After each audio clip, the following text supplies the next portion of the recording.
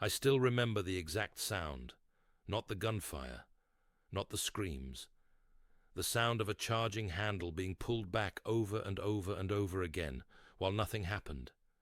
That clicking, that desperate metallic clicking of a man trying to make his rifle work while bullets snapped past his head. That sound visits me every single night, 53 years later, and I can still hear it.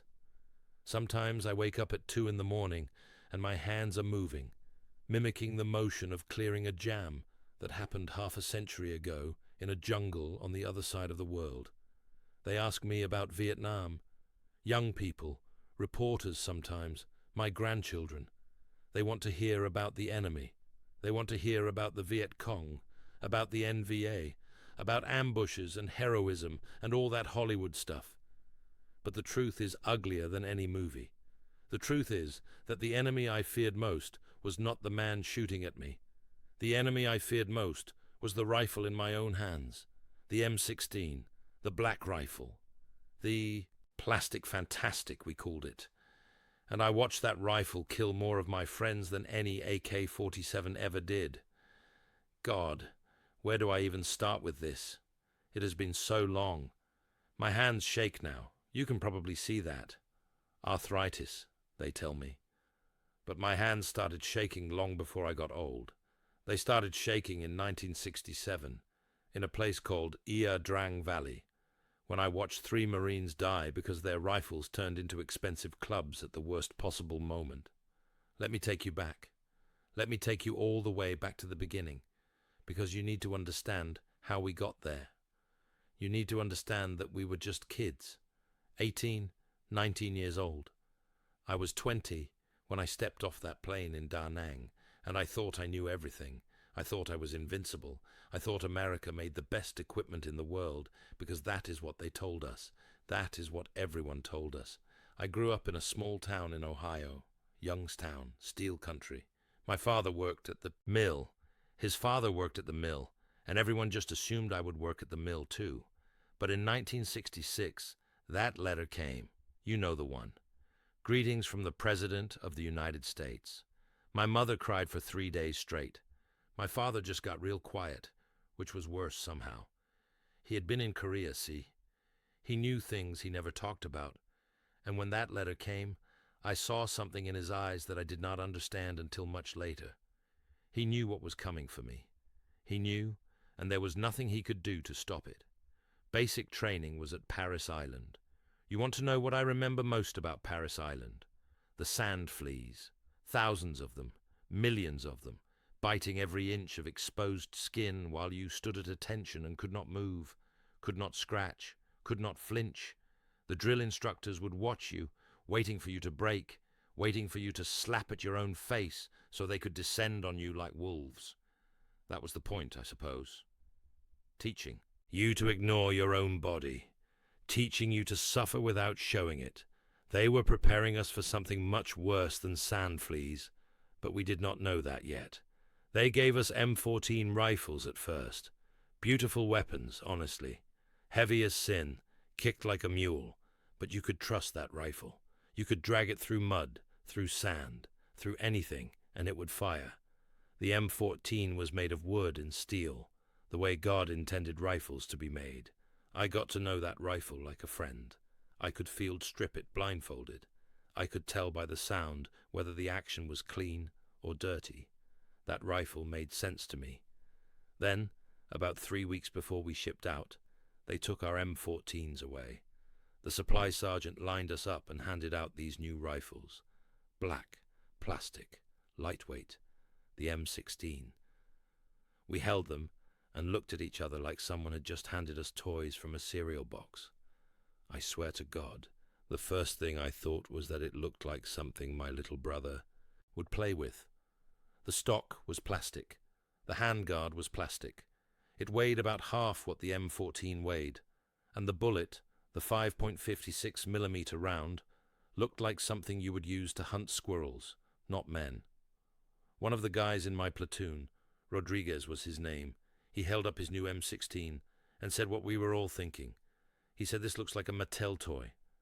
And someone laughed and said, "Check the bottom. see if it says made by Mattel. We laughed about that. We laughed and laughed. That joke spread through the whole company, through the whole division probably. The Mattel rifle, the toy gun. We were not laughing 6 months later. Nobody was laughing then. The thing about the M16 that nobody told us, the thing the generals and the politicians and the defense contractors never mentioned, was that the rifle was designed for a completely different kind of ammunition than what they sent us to war with. The original M16 was designed by Eugene Stoner, a genius engineer who knew exactly what he was doing. He designed it to use a specific powder, a powder called IMR. But somewhere in the supply chain, somebody made a decision. Somebody in an office building somewhere, somebody who had never heard a shot fired in anger, decided to switch the powder to something called ball powder. It was cheaper, you see, more readily available, and on paper, in laboratory conditions, it worked fine. But we were not in laboratory conditions. We were in Vietnam. You want to know what Vietnam was like? Let me try to explain it, though I do not think words can ever really capture it. The heat hit you first.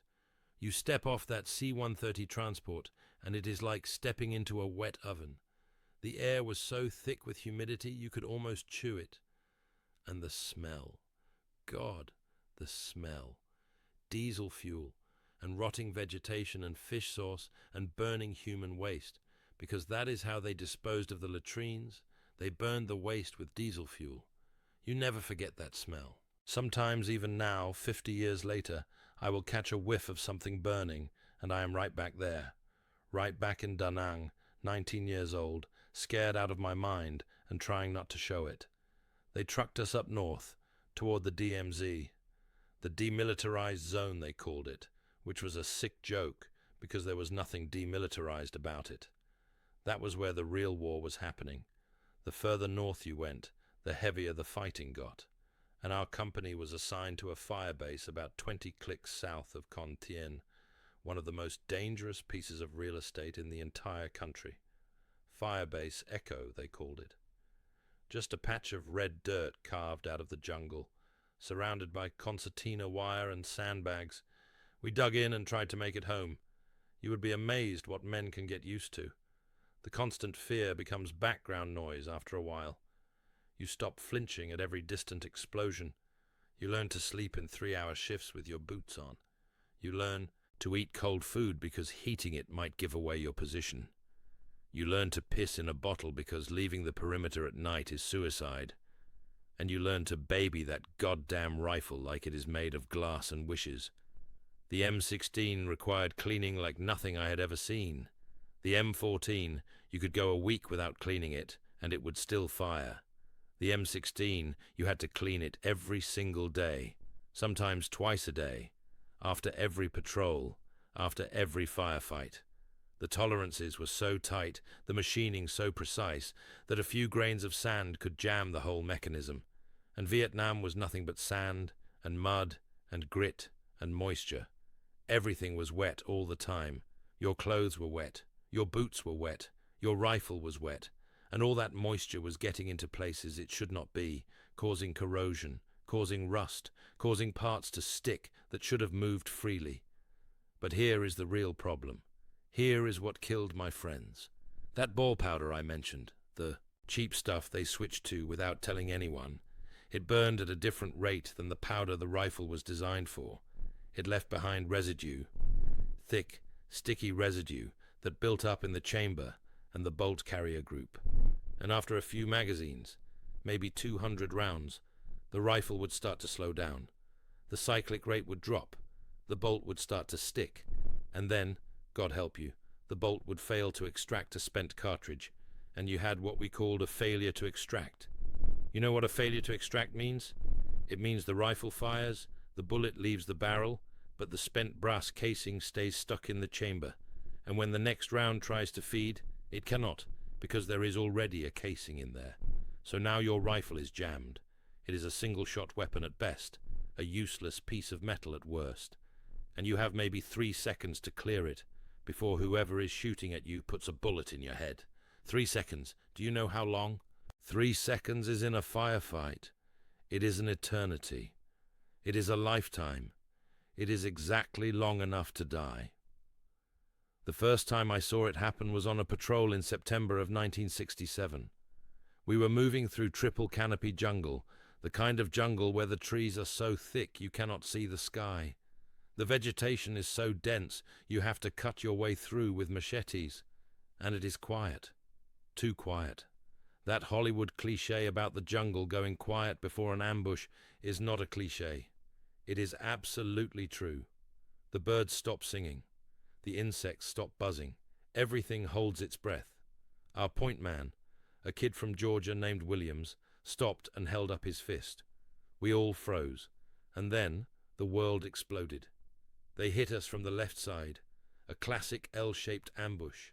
Automatic weapons fire raking through the vegetation. Green tracers zipping past like angry hornets. I threw myself behind a tree and started returning fire. My rifle worked. 5 rounds, 10 rounds, I was squeezing them off on semi-auto, trying to conserve ammunition, trying to put accurate fire on the muzzle flashes I could barely see through the vegetation. And then I heard William screaming, not a scream of pain, a scream of frustration, a scream of terror. He was lying in the dirt about 15 meters away, and he was pulling back on his charging handle over and over, trying to clear a jam while bullets kicked up dirt all around him. I watched him die. I watched a man die because his rifle would not fire. An AK round took him in the throat, and he dropped, and he did not get back up. We lost 3 men that day. Williams, a sergeant named Cooper, and a new guy whose name I am ashamed to say I cannot remember anymore. All 3 of them had malfunctions. All 3 of them died while trying to make their rifles work. And the enemy, the Viet Cong who ambushed us, they were firing AK-47s that had probably been buried in mud for a week and still fired like clockwork. The AK was a peasant weapon, crude and ugly and inaccurate past 100 meters. But it worked. God help us. It worked when our rifles did not. After that patrol, something changed in the company. The jokes stopped. Nobody called it the Mattel rifle anymore. We started calling it the Jam and Jenny, or the Widow Maker. Men started carrying cleaning kits in their cargo pockets, not their rucksacks, so they could clean their weapons at a moment's notice. Some guys started carrying backup weapons, pistols, or captured AKs or shotguns they had scrounged from God knows where. Anything that would fire when you needed it to fire. I wrote a letter home to my father. I told him about the rifles. I told him that men were dying because their weapons did not work. He wrote back 2 weeks later, and I could tell from his handwriting that he was angry. He said he was going to write to his congressman. He said this was wrong, and someone needed to know. I do not know if he ever sent that letter. I do not know if it would have made any difference. By the time anyone in Washington started paying attention, a lot more Marines had died. Let me tell you about the worst day. The day that still wakes me up at night. The day I cannot forget no matter how much whiskey I drink or how many pills the VA gives me. It was October 1967. We were providing security for a convoy moving supplies up Route 9 toward Khe Sanh. Dangerous road. Ambush alley, we called it. The NVA owned the hills on either side, and they would hit convoys regularly, kill a few Americans, disappear back into the jungle before we could respond. It was like fighting ghosts. We were about 8 kilometers out from Khe Sanh when they hit us. This was not some small Viet Cong ambush. This was NVA regulars, well-equipped, well-trained, and they had planned this down to the last detail. They blew the lead truck with a command-detonated mine, then blew the rear truck, boxing us in on a stretch of road with no cover, and then they opened up from both sides of the road with everything they had. Mortars, machine guns, rockets. It was like the whole world was exploding. I was riding in the third truck. When the mine blew, the concussion knocked me out of the back, and I landed hard on the road. For a second, I could not hear anything, just ringing. I could see mouths moving, see men running, but no sound. And then it all came rushing back, the thunder of gunfire, the screaming, the whine of bullets. I grabbed my rifle and crawled toward a ditch on the side of the road. Other Marines were there already, returning fire, trying to suppress the enemy positions on the hillside above us. I found a spot, brought my rifle up, and started shooting. For the first few minutes, my M16 worked fine. I was putting rounds on target, or at least in the general direction of target, because you could not really see anything in that chaos. Smoke and dust and traces and confusion. But I was fighting back. I was doing my job. Then my rifle. Jammed! I felt it before I heard it.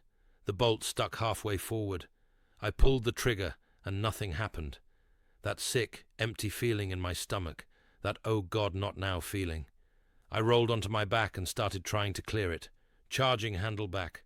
Nothing. Stuck. I hit the forward assist. Nothing.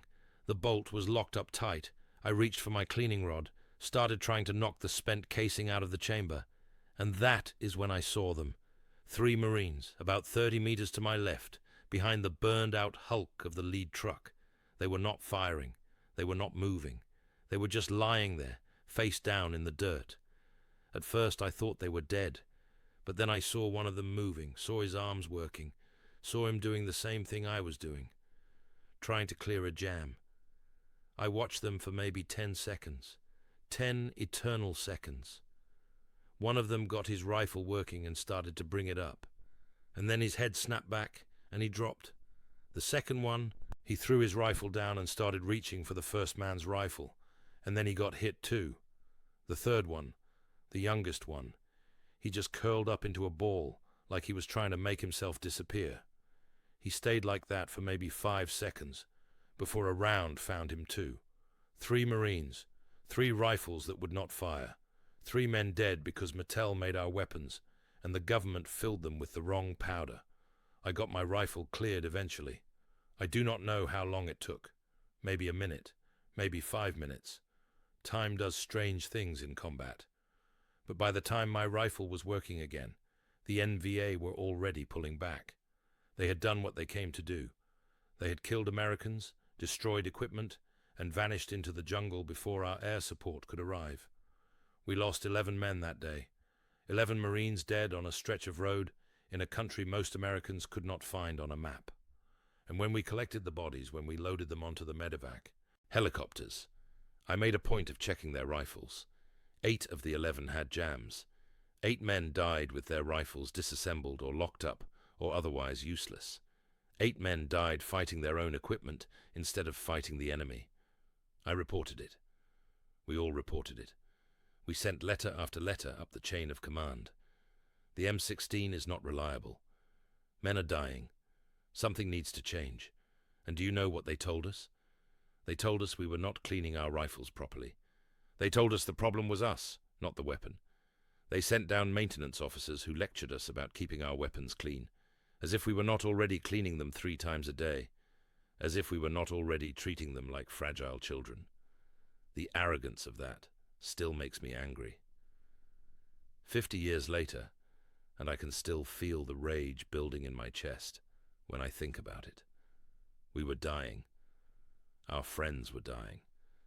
And the men in Washington, the generals and the politicians and the defense, contractors, they covered their ears and covered their asses and let more boys die rather than admit they had made a mistake. It was not until Congress got involved, until a representative named I-Cord started investigating, that the truth finally started to come out. The I-Cord committee, they called it. They discovered everything. The powder switch, the lack of chrome lining in the chambers, the inadequate testing, the whole dirty story of how bureaucratic decisions made by men who would never see combat sentenced young Marines to death. But that was 1967. By the time they fixed the problems, by the time they started issuing the improved M16A1 with chrome-lined chambers and better cleaning kits, thousands of men had already died. Thousands of families had already gotten that telegram. Thousands of mothers had already collapsed on their kitchen floors, clutching that piece of paper that told them their son was not coming home. My mother was almost one of them. It was February 1968, Tet Offensive. The whole country was on fire. The NVA and the Viet Cong launched simultaneous attacks on every major city, every firebase, every position in South Vietnam. We had been told the enemy was beaten, that we were winning, that it was just a matter of time. And then Tet happened, and we realized everything we had been told was a lie. Our firebase came under attack on the first night. Mortar rounds started falling at 0200, and by 0230 they were coming through the wire, hundreds of them. The sky was lit up with flares and tracers and explosions. It was the most intense combat I had ever experienced, before or since. I was in a bunker on the north perimeter when they breached. I saw them coming through the wire, saw the dark shapes moving toward us, saw the muzzle flashes from their weapons. I brought my rifle up and started firing, and for once, thank God, for once it worked. I do not know how many magazines I went through that night. I do not know how many times I changed my firing position as rounds chewed up the sandbags around me. I just know that I kept firing, kept fighting, kept staying alive. Somewhere around 0400, during a lull in the fighting, I heard someone calling for help. A voice I recognized. Hernandez, Private First Class Hernandez from 2nd Squad. He was in a fighting hole about 20 meters away, and he was screaming that his rifle was jammed. I should have stayed put. Every instinct, every bit of training told me to hold my position. But Hernandez was 19 years old. He was from a little town in Texas, and he had a girlfriend back home he talked about constantly. Maria, her name was. He was going to marry her when he got back. He showed me her picture once, a pretty girl with dark hair and a beautiful smile. I ran. I do not know where I found the courage. Maybe it was not courage at all. Maybe it was just the inability to sit there and listen to him die. I ran across those 20 meters while bullets cracked past my head, while mortars exploded close enough to knock me off my feet. I made it to his fighting hole and dove in. Hernandez was crying, not from fear, from frustration. He had been trying to clear a jam for 5 minutes, while the enemy closed in. His hands were bloody from working the charging handle. His rifle was covered in mud and worse. And the enemy was close now. I could see them, shadows in the flickering light, maybe 30 meters away. I grabbed his rifle and did what I had learned to do. Charging handle back, locked to the rear, finger in the chamber. I could feel the spent casing stuck in there. I hit it with my cleaning rod, knocked it loose, let the bolt slam forward, handed it back to him. He came up firing just as the first NVA reached our position. We killed them. We killed them at 5 meters, close enough to see their faces in the muzzle flash. We killed them, and kept killing them, until the sun came up and the attack finally broke. Hernandez survived that night. He went home to Texas and married Maria, just like he said he would. I got a letter from him years later, after the war. He had 3 kids. He was working as a mechanic. He said he still had nightmares, but the good days were starting to outnumber the bad ones. He thanked me for saving his life, but I did not save his life. I just cleared his jam. I just did what the rifle should have done by itself. I just did what Colt and the United States government should have made sure could not happen. No soldier should have to save another soldier from his own weapon. No man should have to die because some bureaucrat wanted to save a few cents on gunpowder. I came home in the summer of 1968, stepped off the plane at Travis Air Force Base in California, and it was like landing on another planet. People going about their business, driving their cars, buying groceries, living normal lives. They had no idea what was happening on the other side of the world. Or maybe they did know, and they just did not care. The reception was not good. I am sure you have heard the stories. The protesters at the airports, the names they called us: baby killer, war criminal, murderer. I was spat on twice. Once at the airport, once at a bus station in Los Angeles. I was 21 years old. I had watched my friends die, and complete strangers spat on me because they disagreed with decisions that had been made by politicians I had never met. I did not talk about Vietnam for a long time after that. 20 years, maybe more. I got married, had kids, got a job at a factory in Cleveland. I tried to be normal. I tried to pretend that those 13 months had never happened, but that they died fighting their own rifles. And nobody has ever answered for it. Nobody ever will.